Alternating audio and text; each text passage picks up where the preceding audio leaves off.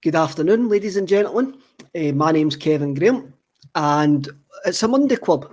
And as usual in the Monday Club, I am joined by Russell Boyce. Russell, how are you this fine Monday afternoon?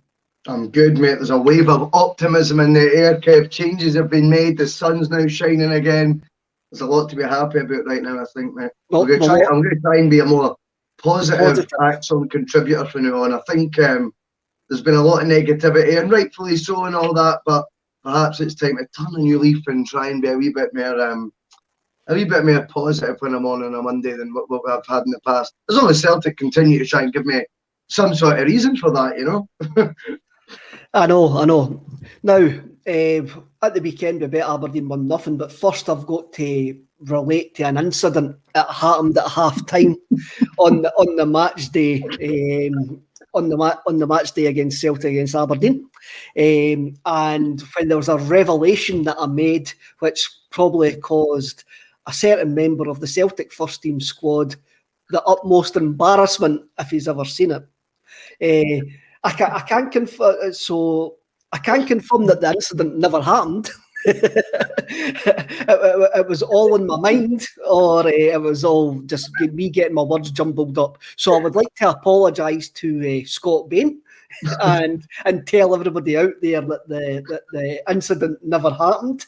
I would like to thank the contributors, my family and my friends, for standing by me and taking another mickey out of me since Saturday at 3:45. But what I will actually say, if Britney Spears can survive 2007, I can survive this. I'm quite confident I can get to the end of the season here. So now that's out of the way. Now that's a housekeeping out of the way. Yesterday, for the first time in 1,746 days, another team in Scotland won a trophy. How did that make you feel? I think from a Scottish football point of view, first and foremost, we'll pay respect to St Johnstone for winning the match. 2 trophies for them, I think, now in the last sort of decade, which is more than most have won. I think from a Celtic perspective, it should be the kick up the balls that we need. There's that word again. But I think that if that doesn't ignite some sort of fire in them, then there'd be something wrong. You know, I appreciate a lot of the players might be leaving, but the ones like you'd think like Scott Brown, Cal McGregor's of the world, that would have annoyed them a bit more. Yes, that would have hurt a wee bit seeing that trophy get lifted by a different set of players. And you know they would have been watching.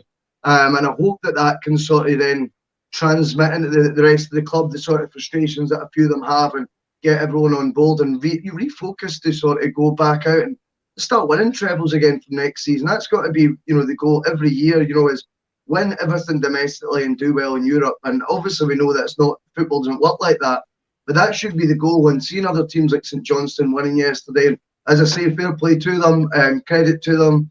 But yeah, that should wind Celtic up. I would say as well, I wouldn't get too caught up on the old video that they posted from the bus. I thought it was good patter. And me and Tony were talking about it last night, and I says, look, at least they acknowledged the fact it was our trophy. I like the fact that they said, we've got your trophy. So there was a backhanded compliment in there, I think, Kev. But to me, that's harmless banter. I'm all for that. We've done loads of pranks on clubs, loads of brilliant banners, loads of Mickey takings. So I thought that was harmless, and fair play to the boys for doing that. And I'm glad that we are on their mind, even in their moments of success. That is a good place to be, mate. As long as it wasn't nasty and it didn't bring anything, it was pure football banter. That's all it is. I mean, I was thinking about this morning when I saw some of the Celtic websites putting it on and making a big deal about it. I'm going, why are you making a big deal about it? But what I was thinking was, why did they not just join the motorway at Palmadie? They actually drove past Celtic Park deliberately to film it. Because they didn't need to go that way unless there's roadworks in Palmadie. So I'm going, well, which is fair enough. Fair enough. I mean, maybe the bus driver though, Kev. Maybe the bus driver just, that used to attend the trophy parades there in the Celtic way. That's what he was just going there in autopilot. That's what normally. Maybe that's what it was. fair play to St Johnstone. I did watch a bit of the game. I actually watched the stream of the game. The stream that I was watching was St Johnstone TV. So Stuart Cosgrove was the co-commentator, and there wasn't any commentating going on. It was just two punters, two fans watching the game, and there wasn't any commentating going on. And it was actually quite. The emotion they had at the end of that game was the same emotion that we had when we won the cup, when we won the cup final. And that now, for a team the size of St Johnstone to become the second most successful Scottish club in the last decade is actually quite startling. It shows you the winds of change that have went through the Scottish game. Now, us being Celtic, we're in a privileged position that we've won 4 trebles in a row. But the next one's going to be the best one. I hate the snobbery that's involved when you support a big team.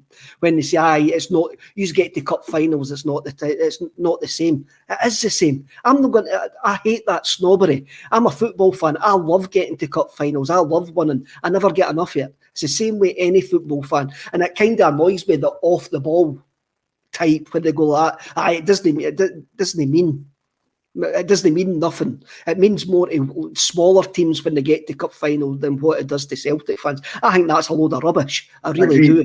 It's complete and utter snobbery. But when you look at St Johnstone, they've got one of the smallest budgets in the Scottish Premier League. In the last 10 years, they've won 2 major trophies. They've been to Europe numerous times, and they've had numerous top 6 finishes. Yeah. If I was a Hearts, a Hibs, an Aberdeen, and even Rangers since they've got promoted back into the top flight, I would be going, wow, especially Aberdeen, because we played Aberdeen on Saturday. Derek McInnes is under pressure. So in the last 10 years, when Aberdeen have had the second biggest budget in Scottish football, St Johnstone have won more trophies than them. What does that say if you were an Aberdeen fan sitting today? I think it's a great point, and to be honest with you as well, I kind of actually thought you've teed up how yesterday went quite well with that as well, because I think you just seen exactly yesterday why Aberdeen haven't won more trophies. Other teams that have beat us this season, we were talking about with the Ross County game, they sensed blood against Celtic. You know, you could tell they went for it, the juggler, that second half with the 3 subs. Aberdeen don't look like a side that just have that belief in themselves to do that. I think they've underachieved massively considering their resources to an extent, and certainly in comparison with the likes of St Johnstone. Obviously, I still think, even though, you know, whatever form of Rangers it was in the bottom of the league, I can't bother going into all that, but they certainly had a large budget as well. If not, I'm sure they probably had the second largest budget even in the lower leagues. So where's their excuses? And absolutely, I think from a Hearts Hibs point of view and all that, they'll be certainly sitting there looking at St Johnstone racking up 2 trophies. At their first ever League Cup, I believe it was, and I think it was the first ever Scottish Cup as well in that time. St Johnstone have capitalised in the last 10 years on the opportunities that have been there, that have came their way. And they've done it against a backdrop of insane Celtic dominance, you know, that has never been seen before. So even more kudos to them for that. And certainly you've got to say, if St Johnstone can, then why haven't, you know, the likes of Aberdeen? But for me, Aberdeen yesterday showed why they've not been more successful and had more silverware. I appreciate they made finals. They ran us probably close in that first Scottish Cup one, the Rogic goal. Other than that, I think they've had a bit of a damp squib of a tenure under McInnes. I think he's had I think he's finished where he should have been finishing with them. No more than that. He's never overachieved there. He's never punched above his weight. And I actually think when you look at the medal count, if there is to become, and I'm hoping that it's not going to be like that, but if there is to be the duopoly that comes back into Scottish football that, you know, perhaps, you know, the Celtic board would be quite fanciful of, you hope that you would have to say, I think Aberdeen have missed the bus a wee bit the last sort of decade. Certainly, I think they've had more than enough chances. And after all the amount of times they've played Celtic, you know, you look at them yesterday and you do see a side. I mean, okay, second half they came out a bit, but that first half showing against a team with an interim manager having a shocker of a season. You know, John Kennedy said it after the match, you know, Aberdeen are dangerous when they're in your faces and up and at you, basically, to paraphrase him. they were far from that in that first half, and they let us get a goal ahead, whether it was deflected or not. McInnes calling it unlucky. Yeah, deflected goals are maybe a wee bit unfortunate, Kev, but let's be completely honest here. There was a goal coming in that first half, and I just think they're a side to me under that management team now. It's obviously it's went past its sell-by date.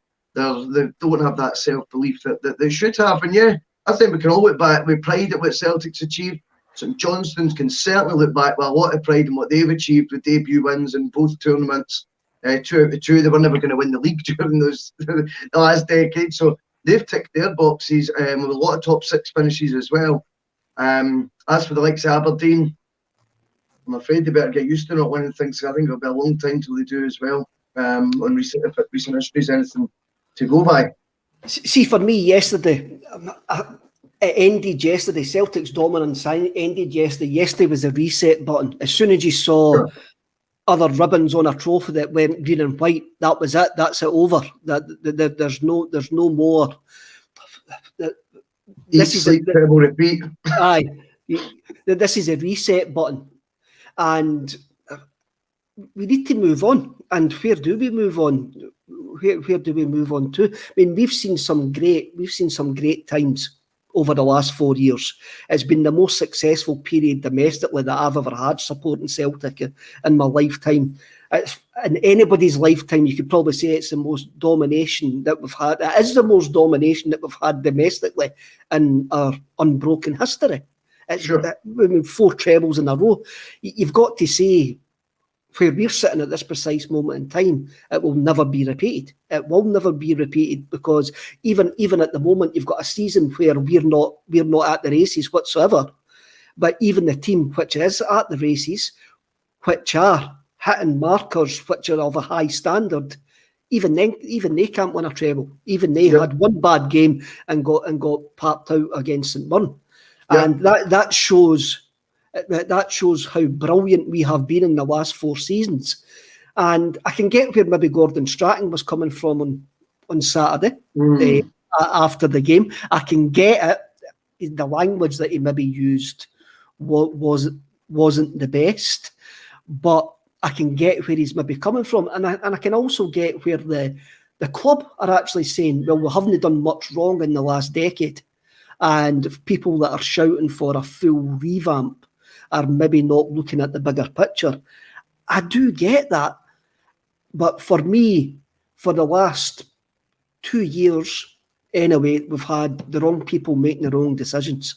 And we now need to bring in guys who can take us forward, can take us to the next level, which is a European level. I'm not going to say John Kennedy's that man, but I had a look at your tweets on Saturday during the game. There was positives in that first half, even though the second half was absolutely rotten. Scott Bain, the gorgeous Scott Bain,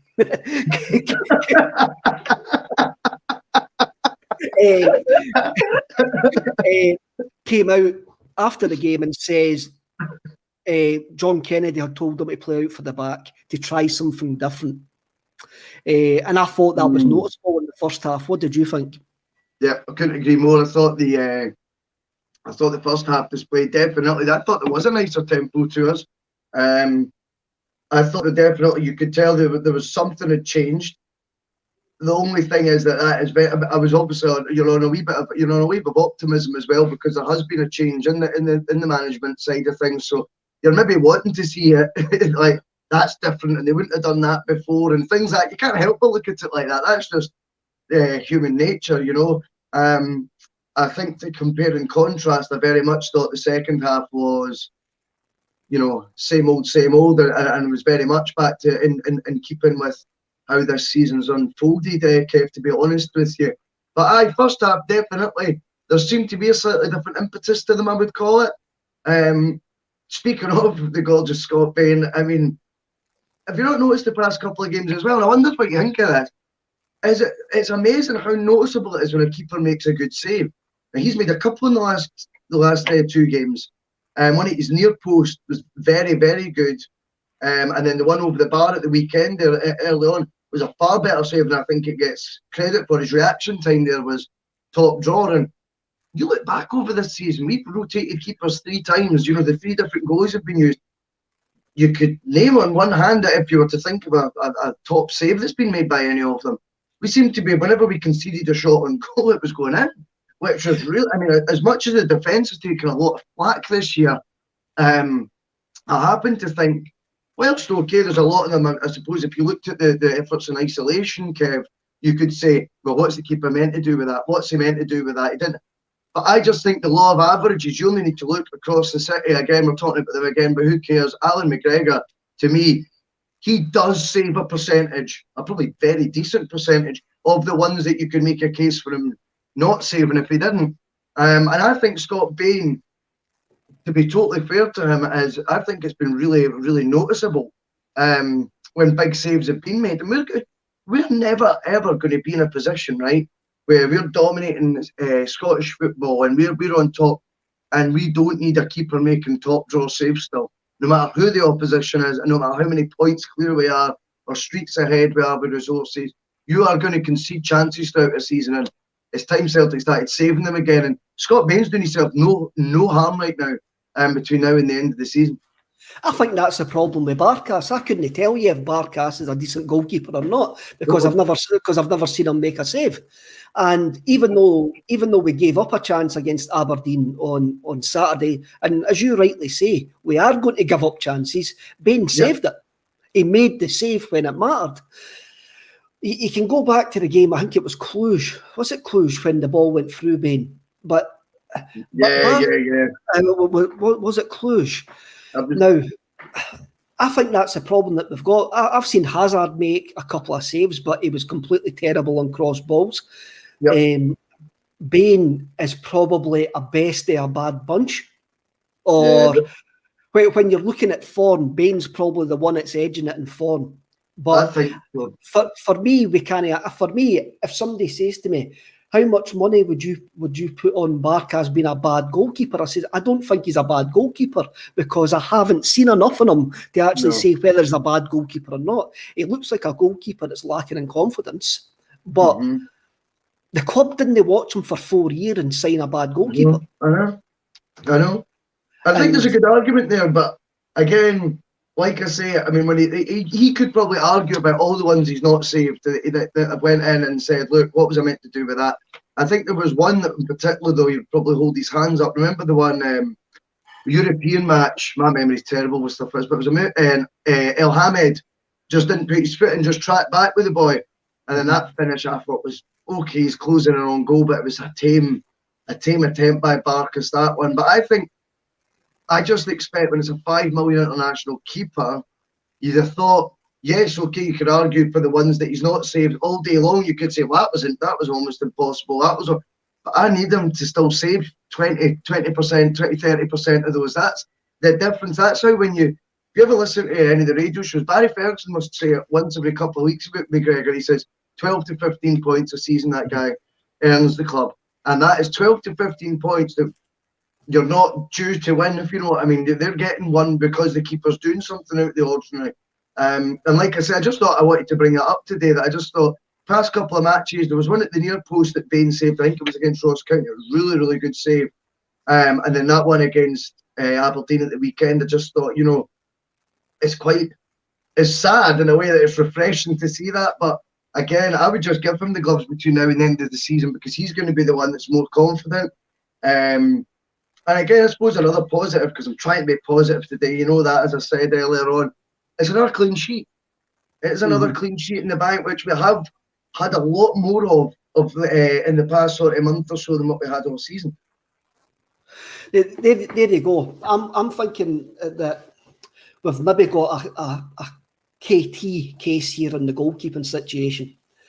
The 3 goalkeepers that have played this season are replacing probably the best Celtic goalkeeper a lot of us have ever seen, as in Big Fraser Foster. Yep. So it was always going to be a step down, or the standards were going to be really, really high to live up to. If you can hear banging, my next door neighbour's getting some work done, and obviously the guy who's wearing a 32 red T-shirt has decided that because I'm live, he's going to start banging. I can't get down. Can you know? Well, I can hear No. it. So hopefully the viewers and listeners can hear it. So I reckon that the three goalkeepers are struggling because they're replacing Big Fraz. I do think that's an element why we've been so harsh on the goalkeepers this season. I had to laugh there when you says he would hold his hands up. Well, if he would have held his hands up, he maybe would have saved a couple, especially the Connor Goldson header in the first derby game at Celtic Park. I think there's a future for Barkas. I can't see us jettison a £5 million goalkeeper who's came to a new country in the middle of a pandemic and has struggled to settle. I can't see the club cashing in. I can see him still being there next season and getting a decent pre-season with whoever the new man's going to be to prove himself. He's a Greek international. You think the total opposite? The total opposite. I know. I don't like disagreeing with you, Kev. This is what we're here for. But I don't. I think he'll be gone in the summer. I think he'll be one of the first departures.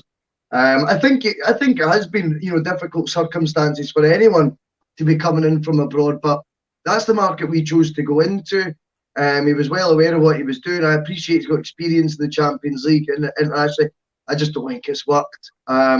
I still believe right now he'll be looking from an international career standpoint, and also from a playing games perspective. He's entering the peak years of his career. He's 26, 27 now. You go into your late 20s, early 30s as a keeper, you need to be playing every week.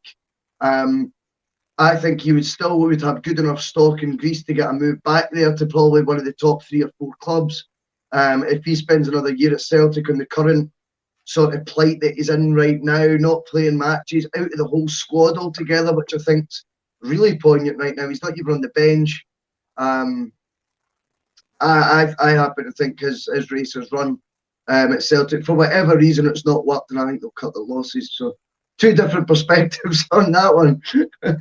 I really don't. I think it's a case of simple economics. I don't think a Greek team will give us enough money to take him back for what we would lose. And I think Celtic will give him and Ayeti as well the summer to prove themselves. I can't see Celtic cashing in on the two big name signings because of the circumstances of this season, i.e. both of them arriving to a new country. And obviously Ayeti's came up from London, but there's still a settling in time, and trying to get players to settle in during this period has probably been extremely difficult. And then you've had the rumoured dressing room problems as well. I'll do the Neil Lennon rabbit ears there. You've had the rumoured dressing room problems, so I can't see us getting rid of both of them in the summer.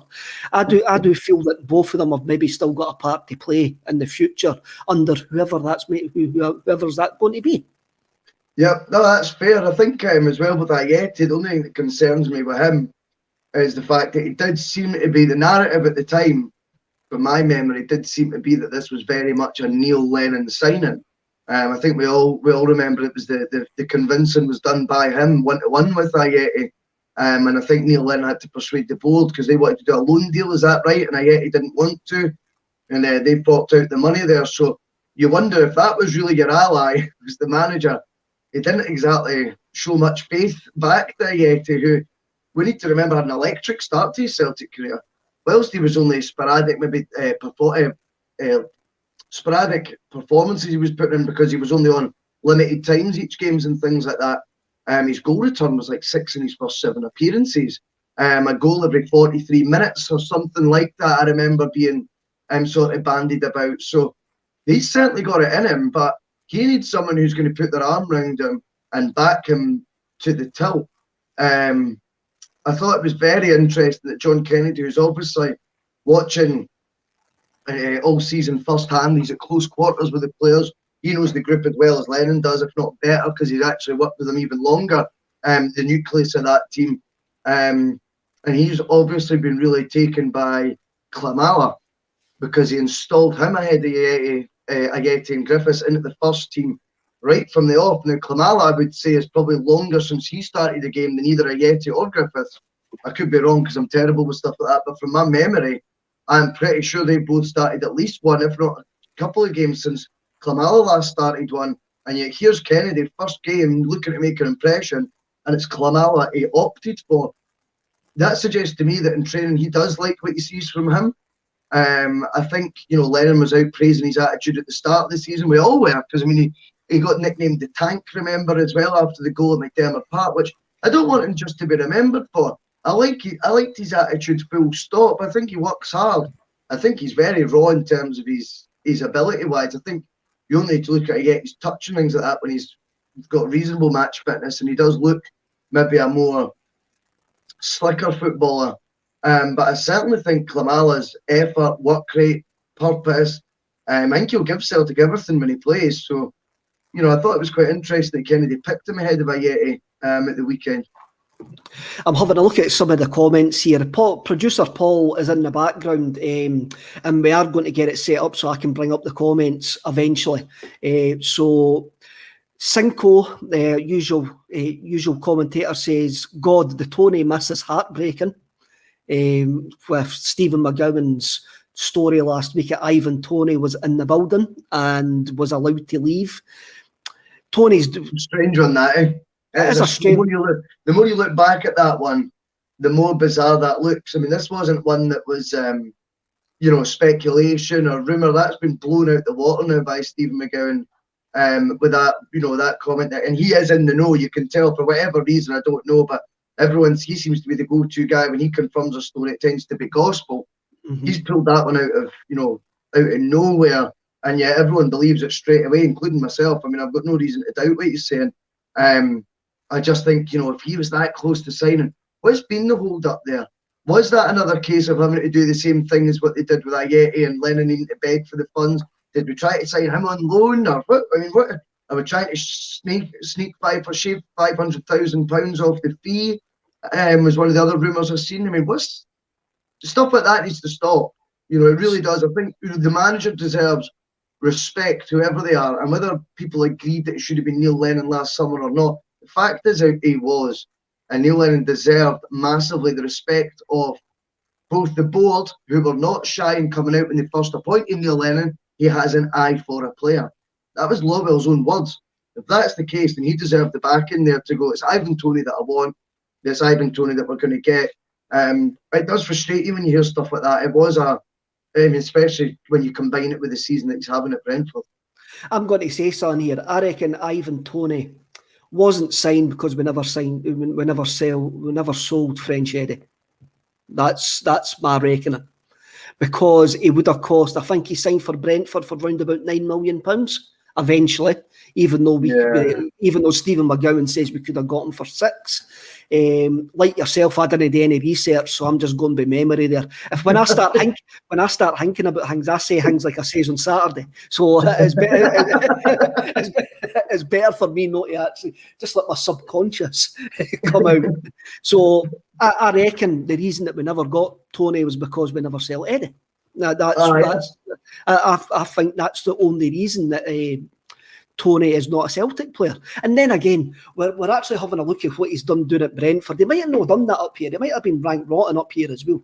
Like Ayeti. But we're all just going, oh, that's a missed opportunity. He's this generation Stephen Fletcher for me. He's just one that we're going to look back on and go, what might have been. Brian McGinley, also on the...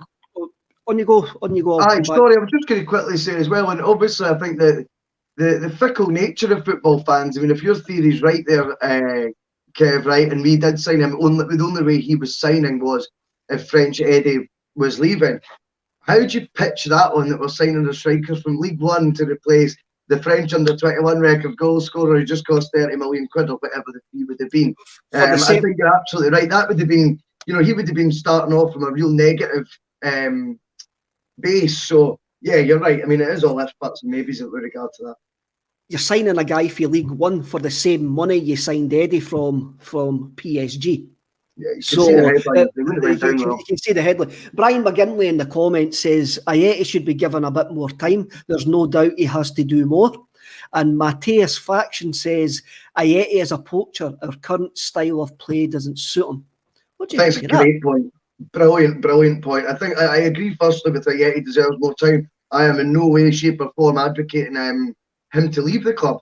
I think you've got to compare players like Ayeti and El Younousi with where were they most successful at. Now, for me, the Swiss league is a like for like with the Scottish. I think there's a couple of really good teams, maybe a couple more, maybe below the top two there. There's a wee bit more strength than what we've got in Scotland, but I would say it's a tit for tat sort of, it's a comparable league, isn't it? And if they've got a lot of joy in that sort of league, I would like to think they would come to Scotland and have a lot of joy in our league as well with us. And certainly, you know, El Younousi and Ayeti, again, without any stats, but I think had some pretty decent success in European terms as well with FC Ball. So I think Ayeti certainly I've not given up on. And in terms of the style of play, it's a brilliant point because Celtic just don't put enough crosses in the box. I don't know if crosses have been banned from the training ground because we can't defend them and we didn't put them in. I appreciate Edward, it's not his style at all. But to counter that, we sign players that, you know, they don't play the same style as Eddie. So I don't understand why, you know, I think Eddie was getting spoke about on the pod over the weekend. You try to dribble the ball into the net, I think, at times, you know. I would like to see us get the ball out wide more often and get the likes of Ayeti. I mean, Griffiths loves that as well. How many headers have you seen Lee Griffiths score? Loads. And Klamala, I don't know if that'd be his game, if he prefers running the channels and things like that, but and stretching defences. But yeah, it'd be nice to see Ayeti on the end of some crosses because I think his finishing is his key weapon. And I've seen nothing to change my mind on that. Even the goal, it was at Rugby Park the other week. Excellent finish, a proper striker's goal. So yeah, would I agree that he's a poacher and would I agree he needs more time? Totally. David Boyle in the comments says, to get the best out of Ayeti, we need proper wingers in the team. I love a Celtic team with wingers. I think that's in a tradition that we play with wide players who excite the fans. And also Bromsgrove Boy, regular commenter as well. All our forwards are starved of service due to the formation back to front, and I think that's a nail on the head. Whoever's going to be in charge of us this season will be watching us. Whoever's going to be in charge of us next season will be watching us, and that's how I reckon that everybody will get a chance, because we've had a formation and a lack of identity this season, which has completely failed from back to front. And even though the coach will be watching them and he'll maybe have in his mind what he wants to do, it will only be until he gets on the training ground and he sees what these guys can actually offer him that they'll make the decision. So I don't think you'll see any rash transfers apart from the players who want to leave in the summer, and I can't see Ayeti and Vargas being in that group. But about the centre forwards, I can't see Kamala leaving. Now, you mentioned before Kamala got the nod. That was a surprise to see his name starting on Saturday. And I want to talk about one thing that he done. No, he's miss, because he probably should have scored that, but I'm going to put that down to he was that surprised he got a cross into the box, a decent cross for a full-back into the box. But what about his ball to Eddie when he actually the reverse pass when he didn't look and he knew where Eddie was? I looked at that and I says, I think Kennedy's actually went for two strikers that have got two different styles. Because you noticed Ayeti was coming deep to try and get involved because he's not getting balls into the box. Eddie drops deep, he drops wide. Kamala stands on the last man, and he's a bit more physical than Eddie as well. So I reckon that's why we might see Kamala more often going forward. Yeah, and what was nice, I mean, it was a deft touch, and I thought obviously it's the awareness to think, and it's the creativity to be thinking of passes like that. And I think we're all guilty of this. That you start with like subconsciously labeling players of what you associate them with, you know. And I definitely, you know, I'll admit it, I think I've got Klamala down as a workhorse. Do you know what I mean? Who maybe lacks.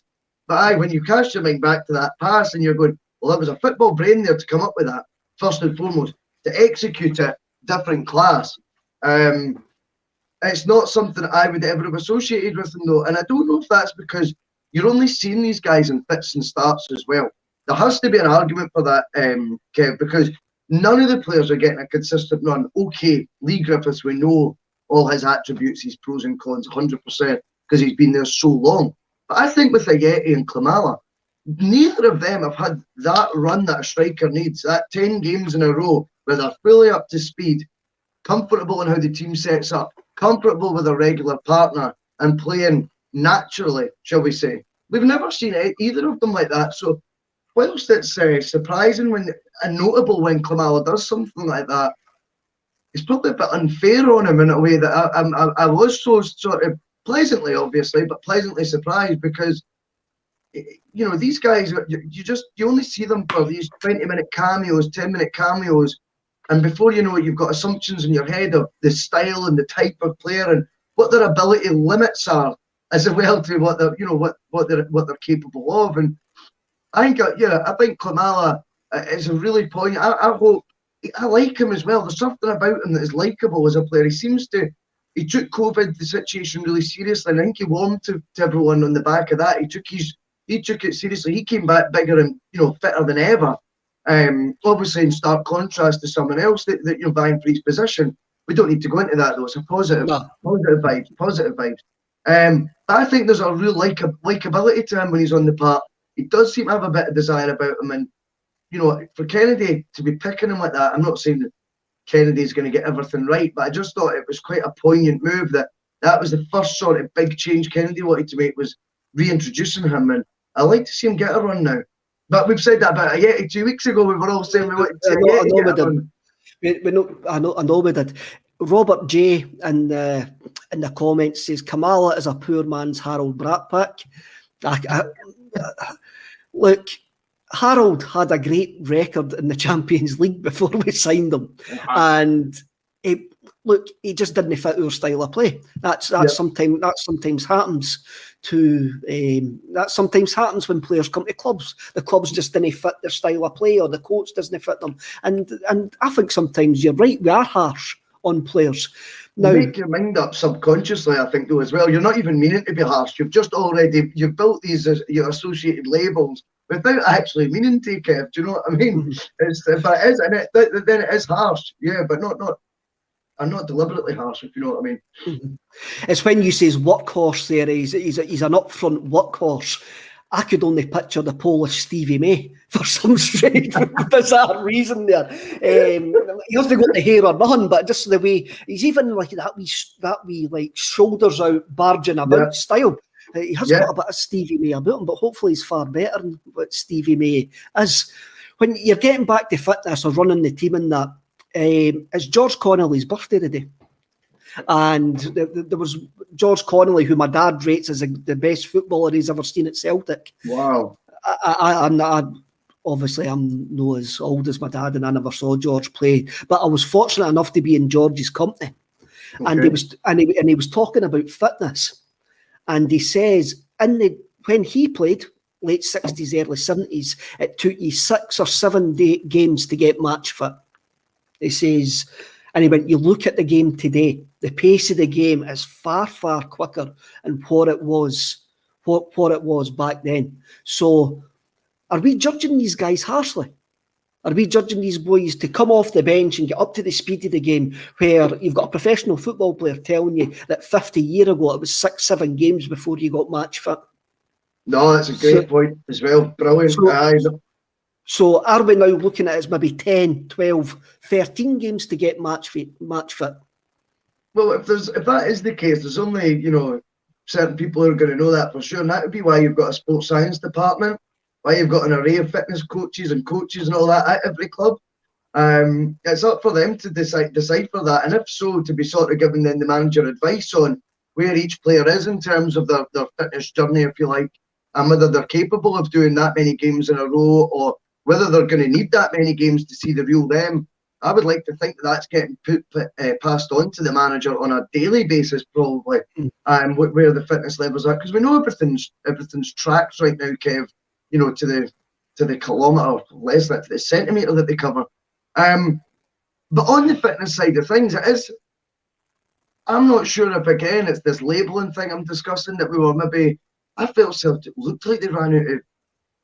As I don't know, they just seem to, that second half it got a bit tame.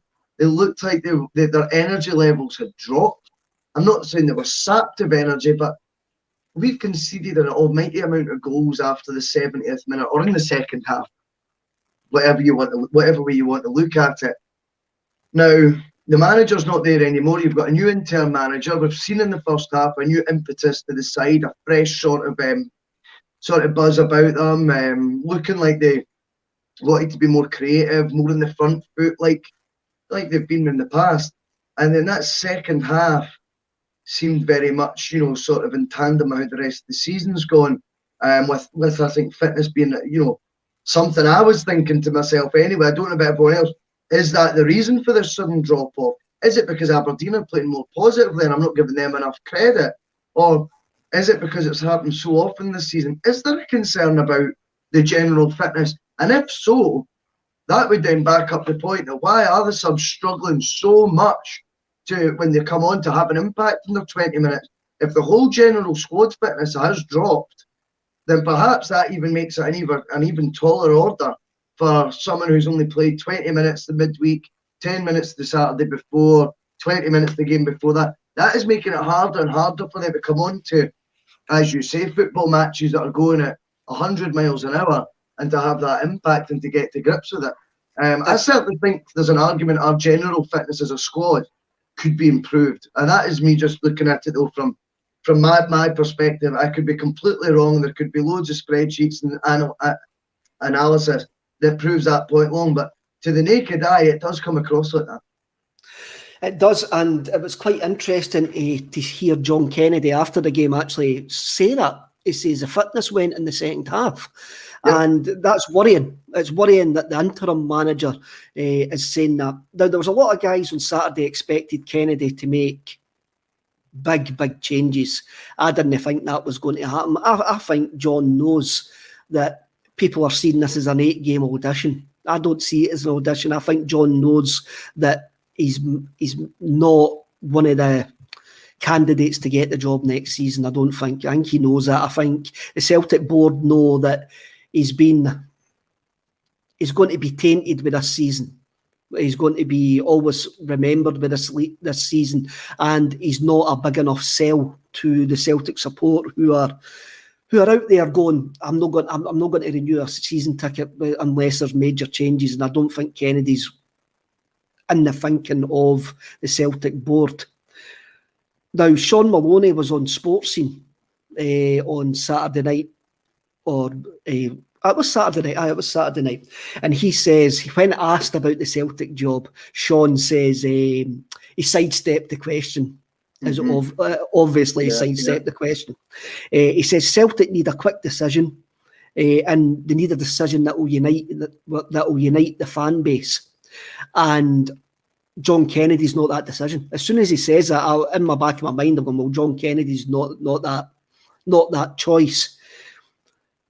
Stephen Ray commented on Saturday that Roberto Martinez is on £1.3 million a year at Belgium. Mm-hmm. He's not on the £12 million Rafa Benitez money. He's not even on the Sean Dyche money. He's not even on anybody else in the English Premiership money. He's on £1.3 million a year, which is 700 grand less than we paid Brendan Rodgers, and also seemingly £500,000 more than we were paying Neil Lennon. So to get Roberto Martinez is not going to be a money problem. For me, to get Roberto Martinez, the problem is timing. It's because he's at the Euros and because the World Cup is a year later. So when people go, why are you saying Martinez? Why are you saying Martinez? You can't get that's all down to money. For me, Martinez is not down to money. His wages at Belgium prove that's not going to be down to money. It's going to be down to timing. And I think that's the same with Maloney. What do you think about that? You done a poll last night on Twitter. Mm-hmm. No, definitely. And I mean, obviously, I just picked the top 4 names on Sky Bets. There are other bookmakers out there. Gamble responsibly. But I mean, I had a look at the top 4 names and just put them as the poll, just to sort of gauge what everyone thought. I think it got over 2,000 votes, which is amazing. And the debate, I've got to be honest with you, if folk haven't seen it on the Twitter, have a look at the debate on it, because there's so many good reasons people gave for each case that they were making. Do you know what I mean? It was fantastic. There was a lot of love for Martinez. And there was talk about money and things like that on one of the comments, and that he's not paid as much as you might think. I think Martinez has definitely been linked previously for a reason. I think that there is definitely a chance of him managing Celtic at some point. I think it is more of the sporting side of things that you're referring to, Kev, that will count against Celtic more. He's, as we were saying last week, he's got a Scottish wife, so moving back to Scotland would not be something that would be as ridiculous moving to Scotland from the Belgian job as what it might be, to the outside looking in. I certainly think as well, money-wise, I wasn't surprised when I seen his Belgium salary. I mean, how much money can the Belgian FA just have to be paying, China wages to Benitez and things? I didn't think that was realistic. They seem to invest their money in youth football, producing world-class players. I think though, on the sporting side of things, the Euros being just so close, and obviously with this wave of optimism that the vaccinations and that going round, that there is now renewed optimism that the Euros will happen. I was quite sceptical, to be honest with you, a couple of months ago.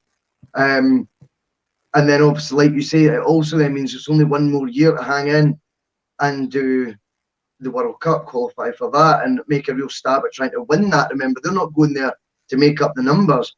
I mean, then if you were to say, the Euros, I think they're probably the favourites, if not second favourites behind France. The World Cup, they'll be in the top 3 or 4 favourites. Imagine Belgium winning a World Cup, that being on your CV. You walk into the Barcelona job after that, the Real Madrid job, Manchester United, City, any of those jobs, if they've got a vacancy, would take the World Cup winning manager of Belgium. That's not over-exaggerated in the slightest. I've seen a lot of comments talking last night that he wouldn't be able to walk into any job. Ronald Koeman's currently the manager at Barcelona. I think his previous job had been a spell in charge of Holland, where I don't think he'd done very well at all. I don't think there would be any, I wouldn't be surprised in the slightest, even after the Euros, if Martinez was at somewhere like Barcelona. I certainly think Celtic, Tony makes this brilliant, simple point, I think, every time he's on, and he just says, ask the question. It's so simple, and it really resonated with me when he said it a few weeks ago. He goes, that's all I want them to do is ask the question. And like I said to you last week, if we're looking at managers, I want us to start at the very top of that list of potential candidates that are financially, going to be realistic. Ask them the question and then work our way down from there. Do your homework on the managers. Get an ambitious list out there that might seem far-fetched and might seem silly, whether it's, a lot of love in the Twitter poll for Ralph Rangnick as well. He was getting a lot of comment. One that I wasn't as familiar with was Maresca. I know that he's been linked. We were talking about it last Monday, that he'd been sort of mentioned. I still don't know enough about him. I think he fits the model. But I would like to see Celtic go all out and pick up the phone. That's all you're doing, realistically. No, right, okay, no worries. We've tried. Look yourself in the mirror and know that you've done everything you can to create the best version of Celtic. And the best version of Celtic has the best possible manager there. If we've not asked that best possible candidate, then we're not playing this sport the right way. And it is a sport. We talk about the business side too much about football, in Celtic. It is a sport. I want the best football manager in there. Do you know what I mean? You're spot on, Russell. Absolutely spot on. But when you ask the question, you've got to be serious when you're asking the question. That's a good point. Yeah.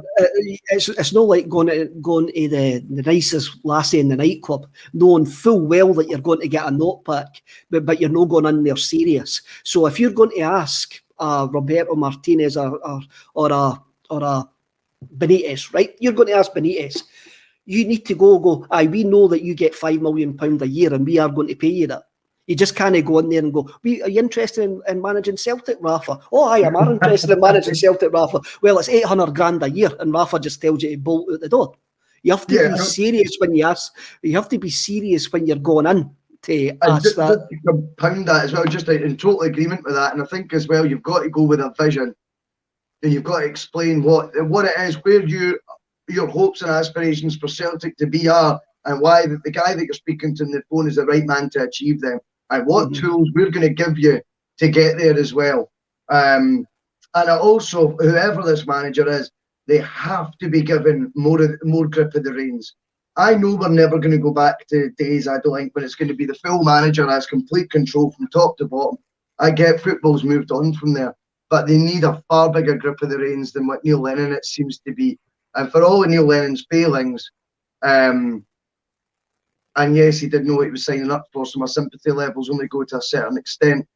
But he definitely was working with one hand tied behind his back, not having picked his own background team. We cannot keep going, firstly, for managers who accept that, because then you know they're not of the caliber required. And secondly, we cannot think that a manager is going to, whoever it is going to be able to do the job to the best of their ability with a background team they didn't pick. It's just not on. No, you're right there. I think what we'll see the director of football next. For me, I think you'll see the director of football before the season's out. Then we'll see where we go. I think the director of football appointment will actually give you the level of head coach appointment that we're going to get. That we're going to get. Now, we mentioned Twitter, and there's an account on Twitter that you put in the group chat, which is rumoured to be linked to Dermot Desmond. And Sorry. now, so my take on things on Twitter is I always go in with the opinion it's a guy sitting in his underpants in his Mo's house drinking Monster. And all these in the know accounts, it's somebody. Do you remember the episode of Still Game when the guy wanted Empire biscuits and he starts shouting at his Mo? He starts shouting at his Mo at the bus stop. He wanted Jum Yums or Empire biscuits. I can't remember what it is. I always picture these in the know guys on Twitter as being that guy. So when they get it wrong, I'm no disappointed. But the guy on Twitter who's meant to be close to Desmond or as one of Desmond's sons, which someday sleuthed out, it says that the name for the Celtic job hasn't been mentioned yet, and it's an experienced manager who has had experience in the British game, but is currently not working in Britain. And that got me thinking. It got me thinking. They go like, what are they doing in the background that we don't know? I've said for weeks now that Desmond's huddle of trust is so tight that I don't think anybody knows what Celtic are doing until they've done it and until they give it to a journalist and go, right, this is what we're doing. And that got me thinking. They think all these names, your Benitez and that are just far too obvious, and Celtic are sitting there laughing at us going, you're going to be really surprised when we pull this rabbit out of the hat. Well, I hope so. And, as I've said before, my biggest doubts with Celtic has been, do they have that foresight, that ability to pre-plan properly? Because what we've seen in the last couple of years has been off the cuff. It's just been on the hoof, you know what I mean? Doing things spontaneously, making things seem amateur hour, just so far removed from what we've been used to earlier on in this decade that St Johnstone have dominated with us.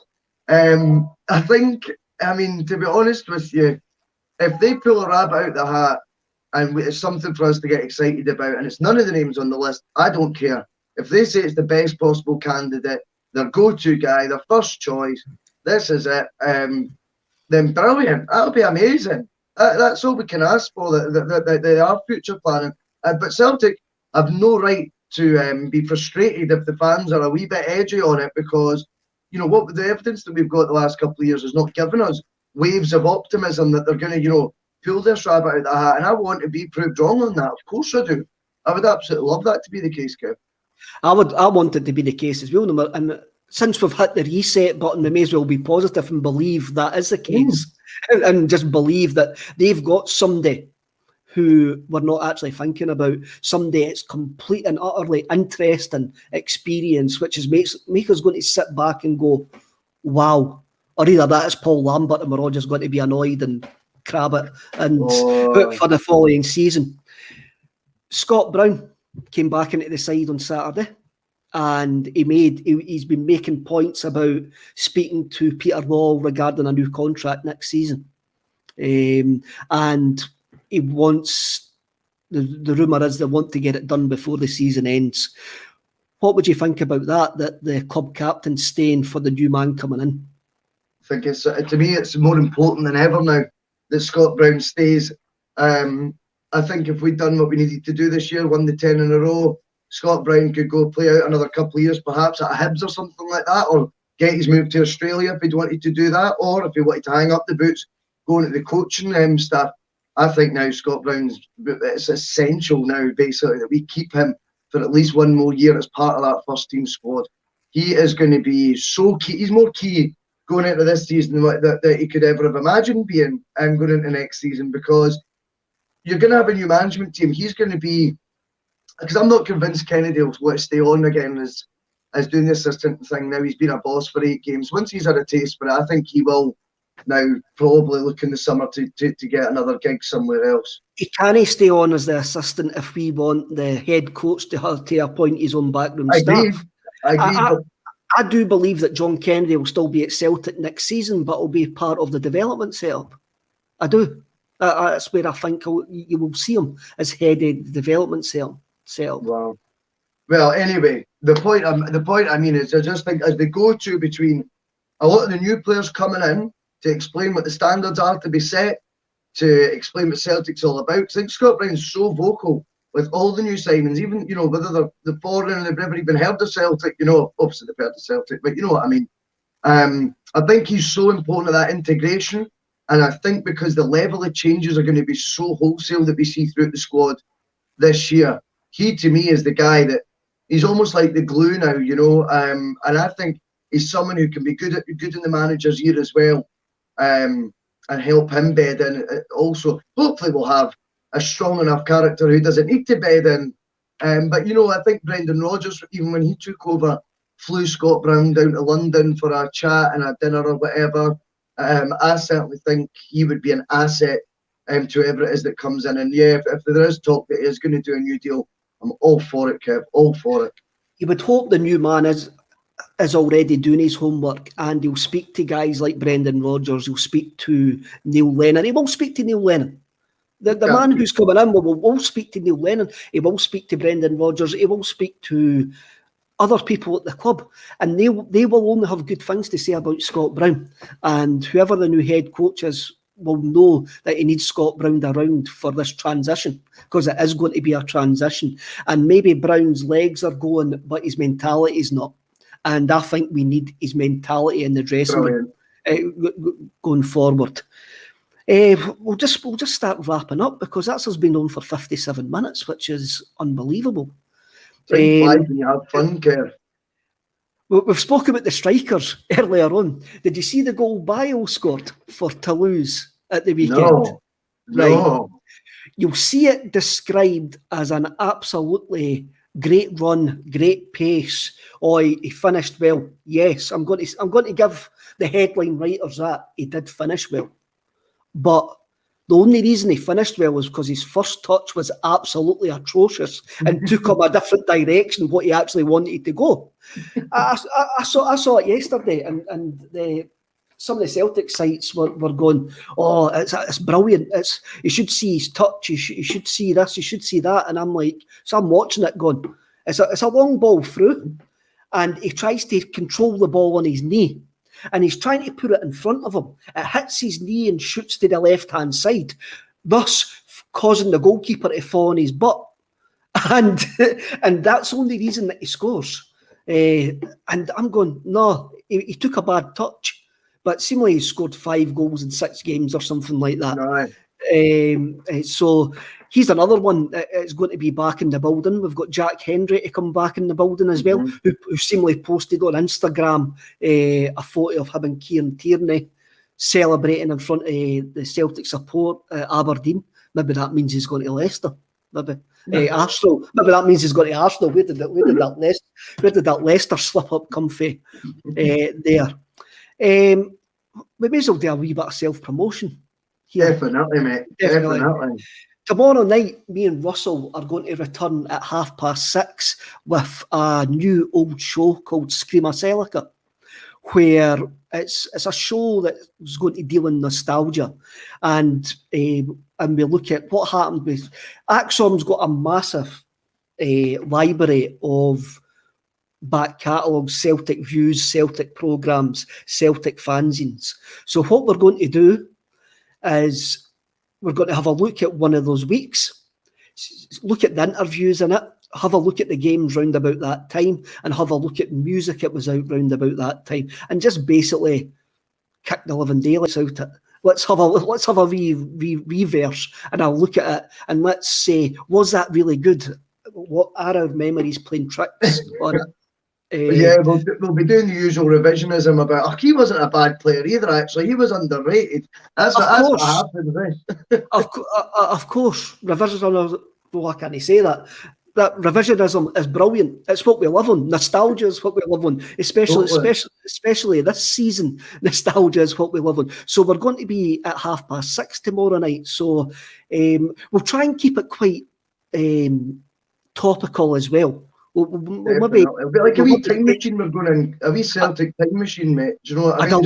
A DeLorean, a green and white DeLorean, like the ones that like that car at Wentworth. We're in a green and white DeLorean, and we're going to go back to the future, and we're going to go to Twin Pines and stuff like that. I'm liking that. I'm liking that. So that's tomorrow night at 6:30. So Russell, what album are you going to be speaking about tomorrow night? So tomorrow, I looked at the top 10 albums. Obviously, you know, when this game was, I was just in high school, I think.